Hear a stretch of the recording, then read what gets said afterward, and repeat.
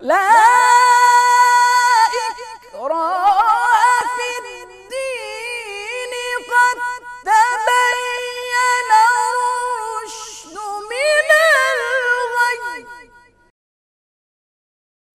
لا إكراه في الدين قد تبين الرشد من الغي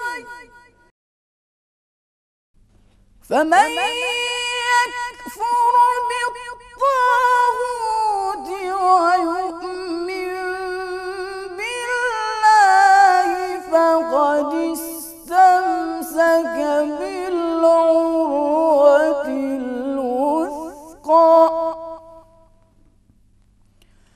لا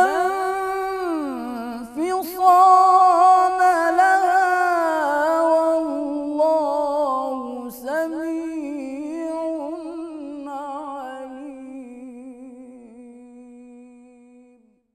আসসালামু আলাইকুম রহমতুল্লাহি ওবারাকাতুহ। ইন্নাল হামদুলিল্লাহ ওয়াসসালাতু ওয়াসসালামু আলা রাসূলিল্লাহ ওয়া আলা আলিহি ওয়া সাহবিহি ওয়া মাওয়ালা ওয়া বা'দ। সুপ্রিয় দর্শক, সকলকে সাদর আমন্ত্রণ জানাচ্ছি ইসলামিক টেলিভিশনের নিয়মিত আয়োজন দৈনন্দিন জীবনে ইসলাম অনুষ্ঠানের আজকের আয়োজনে। আশা করছি আপনারা সকলেই ভালো আছেন, সুস্থ আছেন, নিরাপদে আছেন। আল্লাহ সুবহানাহু ওয়া তাআলা আমাদের সকলকে ভালো রাখুন সেই প্রত্যাশা ব্যক্ত করে প্রিয় দর্শক আমরা শুরু করছি। আলহামদুলিল্লাহ, আমরা জীবন ঘনিষ্ঠ গুরুত্বপূর্ণ বিষয়গুলো প্রিয় দর্শক এই অনুষ্ঠানের মাধ্যমে আপনাদের খেদমতে উপস্থাপন করার চেষ্টা করছি। আজও আমরা কিছু গুরুত্বপূর্ণ বিষয় আপনাদের খেদমতে তুলে ধরার চেষ্টা চালাবো। এই বিষয়গুলো নিয়ে আলোচনা করার জন্য আজকে আমাদের মাঝে উপস্থিত রয়েছেন বিশিষ্ট আলেমদ্বীন, ইসলামী চিন্তাবিদ মুহতারাম হযরত মাওলানা আবুল কাশেম গাজী। আসসালামু আলাইকুম। ওয়ালাইকুম আসসালাম। কেমন আছেন মুহতারাম আপনি? আলহামদুলিল্লাহ ভালো আছি, আপনি ভালো আছেন? আলহামদুলিল্লাহ রাব্বিল আলামিন। প্রিয় দর্শক, আমরা শুরু করছি আজকের অনুষ্ঠান। আশা করব আমরা আমাদের এই আলোচনাগুলো আমরা অত্যন্ত হৃদয়ের কান দিয়ে শুনবো এবং বাস্তব জীবনে তা আমল করার চেষ্টা করব। আল্লাহ সকলকে তৌফিক দান করুন, আমিন। মুহতারাম, আমরা একটি নাটিকা দেখে আসি। মিঠু, একটা জিনিস আসলে আমি খুব চিন্তা করছি, তোমার সাথে আজ কয়েকদিন ধরে ডিসকাস করবো বলবো, সেটা হচ্ছে যে কোরআন শরীফ তো পড়তে পারি না। করতে পারেন না, শিখে নেন। কোরআন শরীফ একটু পড়ার দরকার, কারণ আমাদের দৈনন্দিন জীবনে এত কাজ করতেছি, এত ব্যস্ত থাকতেছি, কিন্তু এটার মধ্যে কোরআন শরীফটাও যে মনে হয় যে এখন একটু শেখার দরকার। হ্যাঁ, সেটা তো শেখা অবশ্যই দরকার, কারণ আমরা দেখেন দুনিয়ার জন্য কত কি শিখতেছি, কত শেখার জন্য কোথায় যাচ্ছি, দেশ থেকে বিদেশে চলে যাচ্ছে, অথচ কোরআনুল কারীম এটা একটা গুরুত্বপূর্ণ একটা বিষয়, তো এটা আমরা শেখার জন্য আমরা আগ্রহী না। সেটাই, কিন্তু আর একটা প্রবলেম আছে, সেটা হচ্ছে যে মানে সময় করে উঠতে পারতেছি না। প্রত্যেকদিন এত ব্যস্ত, এত কাজ, এত চারিদিকে এত ছোটাছুটি, সময় করে উঠতে পারছি না আসলে কোথায় গিয়ে শিখবো বা কি এটা করা যায়, কারণ সামনে যে রোজার মাস আসতেছে। বেশ ইন্টারেস্টিং একটা বিষয় মামুন ভাই, যে আমি দেখে আসছি যে মানুষ এই রমজান মাস আসলে আল্লাহর দিনের কাজ করার জন্য একদম ঝুঁকে পড়ে। আচ্ছা মামুন ভাই শোনেন, আর একটা পরামর্শ নেন, যে আপনি যতদিন কোরআন শরীফ শেখা না হয় ততদিন আপনি তরজমা কোরআন শরীফ যেটা আছে ওটা পড়তে থাকেন। দেখবেন যে এটা আপনি যখন বাংলায় যখন দেখে পড়বেন তখন এত মজা পাবেন যে আপনার কোরআন শরীফ শেখার আগ্রহটা আরও বেশি বেড়ে যাবে। ঠিক আছে, এটা করেন আপনি। তুমি তো একটা ভালো কথা বলছো, কোরআন শরীফ এরকম তর্জমা সহ আসলে এটা পড়া দরকার। পড়লে যে আকর্ষণটা বিয়েটা কাজ করবে। আমি আসলে তাহলে আপাতত ওই কোরআন শরীফ তর্জমা সহকারে পড়তে লাগি, ওকে? আর তুমিও একটু দেখো আমাদের যে পাশের বাসার যে হুজুর আছে ওর সাথে কথা বলে দেখো আমার একটু কোরআন শরীফ পড়ার ব্যবস্থা করে দিতে পারো কিনা। আচ্ছা আমি বলবো না, হ্যাঁ বলে তুমি আমার একটু কোরআন শরীফটা আচ্ছা আমি আজকে কথা বলবো। ঠিক আছে, আমি যাই। চলো একটু দেখো ভাই আমার। জি মুহতারাম, অত্যন্ত প্রয়োজনীয় একটি বিষয় আমরা দেখলাম। একজন ভাই মাহে রমজানকে কেন্দ্র করে কোরআনে কারিম শেখার একটা আগ্রহ আমরা লক্ষ্য করলাম তার ভিতরে। তিনি চিন্তা করছেন যে কিভাবে তিনি কোরআনটা শিখতে পারেন। তো এই যে আমরা অনেক মুসলমান আছি যারা আমরা কোরআন তেলাওয়াত করতে জানি না, আমাদের কোরআন তেলাওয়াত তো শেখা উচিত। জি, সেই বিষয়টা যদি একটু বলেন। সুন্দর একটা বিষয় আমরা দেখলাম এবং আপনি যেটা উপস্থাপন করেছেন, মূলত আমাদের দর্শক শ্রোতাদের উদ্দেশ্যে আমরা বলতে চাই যে পবিত্র রমজান মাস রহমত, মাগফিরাত এবং নাজাতের মাস। এই মাস এলে আল্লাহ তাআলা দুষ্ট শয়তানকে শৃঙ্খলিত করে ফেলেন এবং সে তার দুষ্টমি অনেক কিছুই করতে পারে না। তবে তারপরেও কিছু অন্যায় কাজ চলে, সেগুলো আমরা অন্য সময় বলবো। তো এই যে শয়তানকে শৃঙ্খলিত করা হয়, তারপরে মানুষের ভিতরে যে সুপ্ত প্রতিভা রয়েছে, ঈমান রয়েছে, প্রত্যেকের ভিতরেই আল্লাহর প্রতি একটা বিশ্বাসের অংশ রয়েছে। সে বাস্তবে স্বার্থের জন্য যে কোনো কারণেই হয়তো ইমানটাকে গোপন করতেছে, প্রকাশ করতেছে না, বা ইমানের দাবি অনুসারে সে কাজ করতেছে না। সুতরাং যখন শয়তান শৃঙ্খলিত হয়ে যায় তখন এই মানুষের ইমানটা প্রতিভাত হয়ে থাকে, প্রতিষ্ঠিত হয়ে থাকে এবং বিকশিত হওয়ার চেষ্টা করে। এই বিকাশ লাভের একটা অংশই আমরা হয়তো এখন লক্ষ্য করলাম যে পবিত্র মাহে রমজান লক্ষ্য করে আমাদের ভাইদের মধ্যে কোরআন শিক্ষার অদম্য আগ্রহ প্রকাশ পেয়েছে। এটা একটা সুন্দর বিষয়, আমরা তাকে অভিনন্দন জানাই। এবং যে সমস্ত ভাইয়েরা আমাদের আরও রয়েছেন যারা এই কোরআন শিক্ষা করার জন্য তাদের আগ্রহ প্রকাশ করতেছেন বিভিন্নভাবে এবং সেটা বাস্তবায়নেরও চেষ্টা করেন, প্রিয় দর্শক শ্রোতা, আমরা তাদেরকে আহ্বান জানাই, হ্যাঁ আপনারা এগিয়ে আসুন।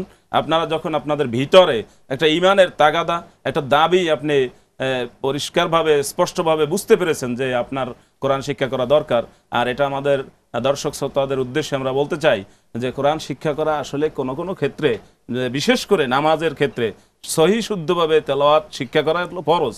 কারণ নামাজ বাতিল হওয়ার, নামাজ নষ্ট হওয়ার, ফাসেদ হওয়ার অন্যতম একটা কারণ হচ্ছে ভুল তেলাওয়াত, যে ভুলটা অর্থাৎ বড় ধরনের ভুল হতে পারে।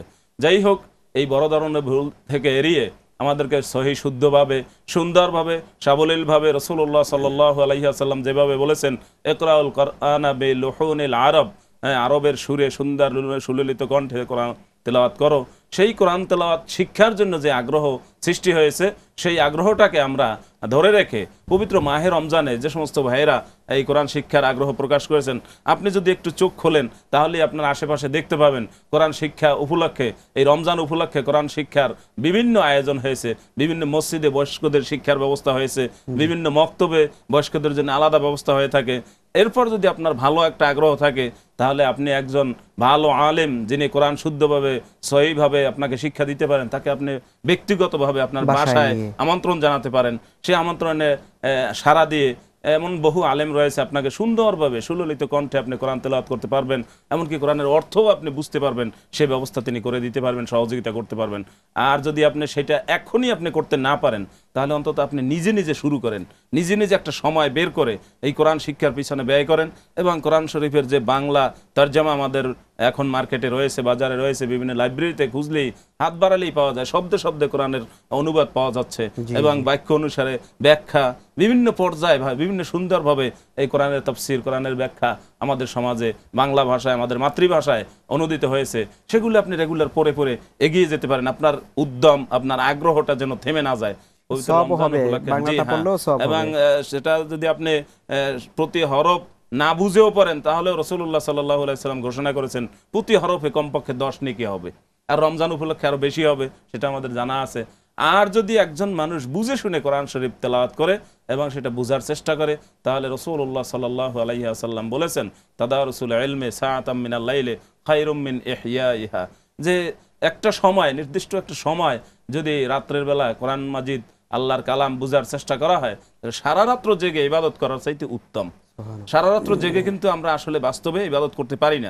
যদি আমরা চেষ্টা করি তাহলে আমাদের পরের দিনটা ঘুমিয়ে কাটাতে হয়, পরের দিনের কাজকর্ম, আমার দৈনন্দিন জীবিকা নির্বাহের যে কাজকর্ম আছে সেখানে আঘাত আসে। সুতরাং এই জিনিসটা খুব কঠিন। তো সেই সওয়াবটা পাওয়া যাবে কিছু সময় যদি আল্লাহর কিতাব বুঝে শুনে পড়ার চেষ্টা করা হয়। সুতরাং আমি আশা করব আমাদের দর্শক শ্রোতা যে যেখানে রয়েছেন তারা এই পবিত্র রমজান উপলক্ষে আপনার ঈমানকে বিকশিত করার জন্য, আপনার ঈমানকে শানিত করার জন্য, আপনার ঈমান অনুসারে, চাহিদা অনুসারে, ঈমানের তাগাদা অনুসারে আপনি যদি কোরআন মাজিদ শিক্ষা করার অদম্য ইচ্ছা প্রকাশ করেন এবং সেই অনুসারে যদি আপনি এগিয়ে আসেন তাহলে এই পবিত্র রমজান উপলক্ষে আপনার জন্য দরজা খোলা রয়েছে। আপনি একটু চোখ বুলালেই দেখতে পাবেন যে আপনার আশেপাশে এমন সব লোক রয়েছে যারা আপনাকে কোরআন শিক্ষা সহযোগিতা করার জন্য আপনার তাদের হাত বাড়িয়ে দেবেন।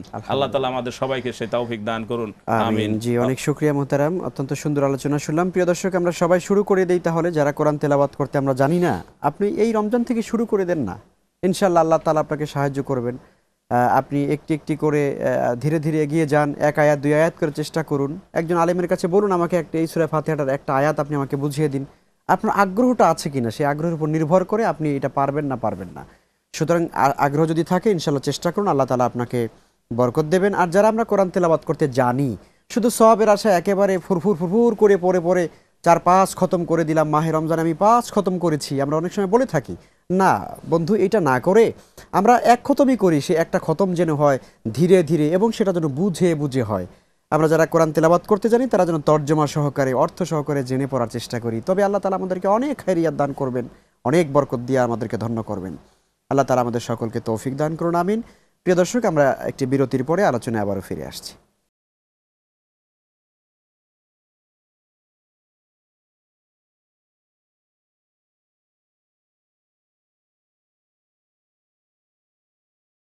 প্রিয় দর্শক, বিরতির পরে আপনাদের সকলকে আবারও স্বাগত জানাচ্ছি আমাদের আজকের আয়োজনে। মুহতারাম, আমরা আরেকটি নাটিকা দেখে আসি। বন্ধু ফাইজাল, চল নামাজ পড়ে আসি দোস্ত, নামাজে ওয়াজ করতেছে। নামাজ তো পড়বো, এই যে হজ করবো না, হজ করার পরে কিন্তু আমি রেগুলার নামাজ পড়বো। কি এবারও তুই হজে যাচ্ছিস? হ্যাঁ, আব্বা তো আবার হজে যাচ্ছে, আমাকেও নিয়ে যাচ্ছে আবার। হজে যাচ্ছিস ভালো কথা, কিন্তু তুই তো আর এই হজ করে এসে 3-4 মাস নামাজ পড়িস, তারপরে নামাজ পড়িস না, এটা তো দোস্ত উচিত না, বুঝছিস? এই তুই এটা কি বলিস? এই যে গতবার আমি যে হজ করলাম না, হজ করার পর আমি 3-4 মাস কিন্তু নামাজ পড়ছি রেগুলার। তুই দেখিস না 5 ওয়াক্ত নামাজ কিন্তু পড়ছি। এবার দেখিস আমি ওই যে হজ শেষ করে এসে আবার নামাজ পড়বো। এরকম প্রতি বছর হজ করবো আর নামাজ পড়বো। এই যে ঘোরাঘুরি একটা মজা না বন্ধু, তোর ওপর তো আসলে এখন নামাজ এবং রোজা দুইটা পরিপূর্ণভাবে ফরজ হয়ে গেছে। তুই ওই দুইটাকে আগে পালন কর, বুঝছিস? হজ তো একটা ফরজ, এটার একটা সময় আছে, যখন তুই তোর ওপর অর্থনৈতিক সেই ধরনের মালিকানা আসবে তখন তোর ওপর ফরজ। বাবার যে সম্পত্তিগুলো আমাকে দিবে এটার মালিকানা তো আমি পাবো। বাবার যে সম্পত্তিগুলো এগুলো আমার না, তো আমার উপর তো হজ এখন করা যায়, আমিও করতে পারি। হ্যাঁ, দিন বুঝে ধর্মকর্ম বুঝে ভালোভাবে নামাজ কালাম ঠিক করে তারপরে হজ করে যাওয়াটাই ভালো মনে করি। হ্যাঁ, আসলে ব্যাপারটা বেশি বুঝতেছে মনে হয়, তাই না? না, আমার মনে হয় না না, ওটা দোস্ত তুমি ভুল বুঝছো, এটা তোমার না, আমার আব্বা তো ব্যবসা করে না, খুব ভালো ব্যবসা, এই তো হজ করতেই ঠিক পারে। আছে ঠিক আছে, তো চল নামাজ পড়ে আসি দোস্ত, নামাজের সময় গেছে, জুম্মার দিন, চল, এমনি দেরি হয়ে গেছে। আচ্ছা হ্যাঁ, চল। জি মুহতারাম, অত্যন্ত গুরুত্বপূর্ণ আরেকটি বিষয় আমরা দেখলাম যে আমরা ইসলামের একটি গুরুত্বপূর্ণ রোকন হজ আমরা করি অনেকেই, আলহামদুলিল্লাহ, যাদেরকে আল্লাহ তাআলা অর্থ দিয়েছেন তারা প্রায়ই যান, ওমরা করেন, রমজানে হজ করেন বারবার। কিন্তু আমরা দেখতে পাচ্ছি যে এই হাজী সাহেব আমরা যারা আসলে হজের পরে আমাদের আমলের যে পরিবর্তনটা হওয়া উচিত, আমরা কিন্তু সেটা হ্যাঁ উন্নতি হওয়া দরকার, সেটা কিন্তু অনেকেরই হয় না। এটার আসলে মূল কারণটা কি? আচ্ছা, খুব সুন্দর বিষয় একটা। আমরা আমাদের আশেপাশে যেহেতু এই সমস্ত বিষয়ের সম্মুখীন হই, আমাদের আশেপাশে বহুত লোক এরকম আছে যারা প্রায় হজে যাচ্ছেন। আল্লাহ তাদেরকে তৌফিক দিয়েছেন, আলহামদুলিল্লাহ, প্রতি বছর যাচ্ছেন, বছর বছর যাচ্ছেন, হজে যাচ্ছেন, ওমরায় যাচ্ছেন। তো আসলে বিষয়টা হচ্ছে এই যে বিষয়টা এরকম যে এই শবে বরাত উপলক্ষে আপনারা হয়তো লক্ষ্য করেছেন, এক ভদ্রলোক আসছে, ভাই আমার কাজটা একটু তাড়াতাড়ি সেরে দেন, আমি নামাজে যাব। কিসের নামাজে? এই যে আজকে নামাজ আছে না। তো পাশে এক ভাই জিজ্ঞাসা করলো যে ভাই আপনি কি ফজরের নামাজ পড়েছেন? না। জোহরের নামাজ পড়েছেন? না। আসরের নামাজ? না, কোনোটাই পড়িনি। তাহলে আজকে? না, আজকে নামাজ আছে তো। তো আপনি এই আজকে যে নামাজটা পড়বেন এটা কিসের? এটা কি ফরজ, ওয়াজিব, সুন্নাত, মুস্তাহাব কি? আর যে ফজরের নামাজ, জোহরের নামাজ, সে নামাজ তো ফরজ, অবধারিত, যে নামাজ আপনাকে আদায় করতেই হবে। দেখা যাচ্ছে যে আমাদের ভাইদের মধ্যে ইসলাম সম্পর্কে এত অজ্ঞতা, যে অজ্ঞতার কোনো সীমা নেই, অসীম অজ্ঞতা নিয়ে তারা চলছেন। ইসলামকে তারা এভাবেই বুঝেছেন। এরকম আরো বহুত লোকদের সম্পর্কে আমি বাস্তবে দেখেছি এবং জানি, জিজ্ঞাসা করেছি, তারা এই শবে বরাত উপলক্ষে বিকেল থেকে আসরের পর থেকে তারা ধোয়া মোছা করে, পরিষ্কার হয়ে, গোসল করে, সুগন্ধি ব্যবহার করে, এমনকি অনেক মহিলাকেও আমি জানি তারা খুব সুন্দরভাবে আসরের পর থেকে জায়নামাজ বিছিয়ে বসে গেছেন, আল্লাহ বিল্লাহ করতেছেন। বাস এই রাত্র মোটামুটি কাটিয়ে সকালবেলা ফজরের নামাজেরই খবর নেই। তো এই যে অজ্ঞতার ইসলাম, এই অজ্ঞতার ইসলাম আমাদের সয়লাব হয়ে সব ভেসে যাচ্ছে। তো হজ উপলক্ষে হজে সবাই যায়, হাজী সাহেব মানুষ বলে, মানুষে বিশ্বাসও করে, ব্যবসা বাণিজ্যে পারফরমেন্স ভালো আসে। হ্যাঁ, এই সমস্ত কারণে অনেকেই মনে করে যে হজটা আমার একটা কমার্শিয়াল ব্যাপার, এবং আল্লাহ তাআলা তাদেরকে তৌফিক দিয়েছেন, জানি না আল্লাহ তাআলা কি ভালো মনে করেছেন। তো এই বিষয়ে আমাদের পরিষ্কার জানা দরকার যে হজ একটা ফরজ, এবং ইসলামের 5টা ভিত্তির অন্যতম একটা ফরজ, যেটাকে 4 নম্বর অথবা 5 নম্বরে হাদিস শরীফে বলা হয়েছে। তার পূর্বে কিন্তু আরো 3টা ফরজ রয়েছে। 1 নম্বর হচ্ছে ইমানদার হতে হবে। আমরা আল্লাহর সৃষ্টি, আমাদেরকে ইমানদার হতে হবে, আল্লাহকে চিনতে হবে, আল্লাহর হুকুম হাকাম পালন করতে হবে, রাসূলুল্লাহ সাল্লাল্লাহু আলাইহি সাল্লামকে মানতে হবে। দ্বিতীয় হচ্ছে সালাত আদায় করা, সেই সালাত হচ্ছে ফরজ। আমরা ভাইকে শুনলাম যে তার পাশেই একজন ভাই তাকে জিজ্ঞাসাবাদ করছে, এবং সে বলছে যে হ্যাঁ ভাই, হজ থেকে এসে তো আমি নামাজ কালাম পড়ি, 2-1 মাস চলে অন্তত ঠিক মতো নামাজ কালাম। এই যে অবস্থা আমাদের ভাইদের, তাদের ইসলাম সম্পর্কে এত অজ্ঞতা এবং এত উদাসীনতা, যেটা কোনো ক্রমেই আল্লাহর কাছে গ্রহণযোগ্য হওয়ার কোনো কারণ নাই। আমি আশা করবো এই সমস্ত ভাই আপনারা জানেন যে ইসলামের 5টা ভিত্তির অন্যতম হচ্ছে, প্রথম হচ্ছে ঈমান, তারপরে সালাত, তারপরে যাকাত, এরপরে হজ অথবা সাওম মানে রোজা। অথবা কোন কোন হাদিসে রোজাকে 4 নম্বরে দেওয়া হয়েছে সিরিয়ালে, বুনিয়াল ইসলাম আলা খামস যে হাদিসটা রয়েছে সেখানে রোজাকে 4 নম্বরে বলা হয়েছে, অন্য একটা হাদিসে 5 নম্বরে বলা হয়েছে। যাই হোক, এই 5টা ভিত্তি হচ্ছে ইসলামের অন্যতম ভিত্তি। তা আমরা শুধু হজ করলাম, বছর বছর হজ করলাম, আল্লাহ তৌফিক দিয়েছেন, বেশ আলহামদুলিল্লাহ। কিন্তু হজের পরে আমাদের যে আমলের উন্নতি হওয়া দরকার, আমার ইমানের উন্নতি হওয়া দরকার, ইমানের দাবি অনুসারে মানুষের কাছে আমাদের ইমানের দাওয়াত পৌঁছে দেওয়া, সেই অনুসারে মানুষের সাথে ভালো ব্যবহার করা, মানুষের সাথে লেনদেনে ভালো ইমানদারির পরিচয় দেওয়া, ইমানের সাথে সাথে নামাজ, 5 ওয়াক্ত নামাজ জামাতের সাথে আদায় করার চেষ্টা করা, তার সাথে সাথে রয়েছে জাকাতের বিধান। এভাবে এই সমস্ত বিধানের কোনো খবর নেই, অথচ প্রতি বছর হজ করে বাস একটা পাগড়ি, একটা রুমাল, একটা মাথায় একটা বের দিয়ে বাস কিছুদিন ঘুরলাম, মানুষ হাজী সাহেব জানলো আমাকে, বাস সবাই শ্রদ্ধা করলো। এটা তো কোনো নাজাত বা কোনো সওয়াব আশা করা যায় না। ইসলামের সাথে একটা তামাশা এসেছে এভাবে যে যে ব্যক্তি হজ থেকে আসার পরে তার ঈমান ও আমলের উন্নতি হয়নি, তার হজ কবুল হয়েছে বলে আশা করার কোনো কারণ নাই।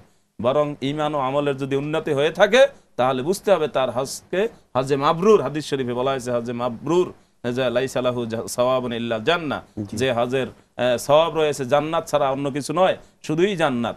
সে হজ উপলক্ষে সেই হজের আমল অনুসারে এই লোকের হজের পরের আমলগুলো বাড়বে। অর্থাৎ তার মধ্যে যে নামাজের গাফলতি আগে থেকে থাকে, তাহলে হজের পর থেকে তিনি গাফলতি ছেড়ে দিবেন। যার মধ্যে যদি মিথ্যা কথা বলার অভ্যাস থেকে থাকে, তিনি এই মিথ্যার অভ্যাস ছেড়ে দিবেন। এভাবে করে তার আমলের উন্নতি হবে। না, এভাবে না হয় বরং প্রতি বছর হজও চলছে, আবার সেই আগের মতো আমরা যা ছিলাম তাই ছিলাম। এবং এখানে মোহতারাম একটা আমাদের মানে একটা ভুল ধারণা এরকম আছে, অনেকেই আমি দেখেছি বা মনে করে থাকে যে আমরা বছরে অন্যান্য সময়গুলোতে যা করি আর না করি, হজের মৌসুমটাতে গিয়ে যদি হজ করতে পারি আর যদি ওই হাজরে আসওয়াদ চুম্বন করতে পারি, তাহলে আমার সমস্ত পাপ ও টেনে রওজা মুবারক জিয়ারত করতে পারি, কাবার গিলাফ ধরে কানবো, আমার সমস্তই কমে যাবে। না, এই ধরনের ভুল ধারণা করার কোনো কারণ নাই, এই ধরনের বিশ্বাস করারও কোনো কারণ নাই, এই ধরনের ওসিলা করারও কোনো কারণ নাই। বরং আপনাকে আমাকে ফরজ বিষয়গুলোকে অবশ্যই গুরুত্বের সাথে যথা নিয়মে আদায় করতে হবে।